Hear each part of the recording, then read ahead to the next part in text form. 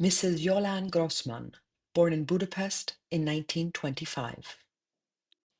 On November 1st, 1944, I reported to Berengpuszta on the basis of an individual call-up notice. Things were not too bad there because we were under the authority of the Wehrmacht. Our work consisted of digging trenches. It was hard but bearable. Our provisions were also adequate. For breakfast, we received black coffee, twice-a-day soup, and enough bread. I spent 3 weeks there.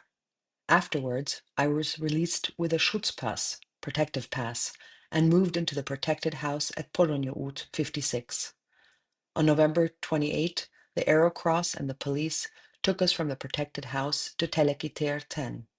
From there, 2 days later, we ended up in the brick factory in Óbuda. We spent a dreadful week there. Then, at Józsefváros railway station, we were loaded into railway cars and taken to Ravensbrück. We remained there for 4 weeks. Immediately after our arrival, we were forced to undress and everything was taken from us. 10,000 people lived in one tent.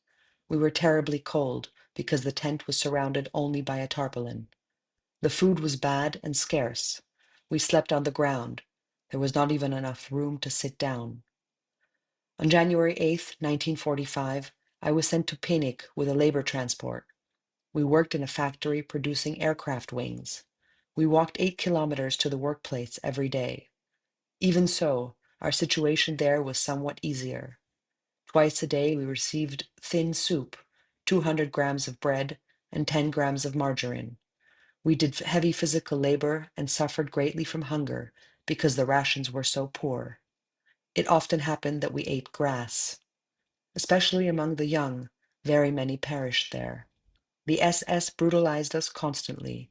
In particular, a sergeant named Adolf tormented us in an inhumane way.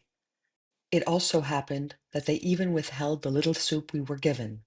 After many sufferings, the camp was finally evacuated on March 29. 2 days later, on the road, I escaped together with 2 companions. We hid in the forest for 3 days and lived on fodder beets, until at last the American troops liberated us. After that, we were very well off, because we received everything our hearts could desire.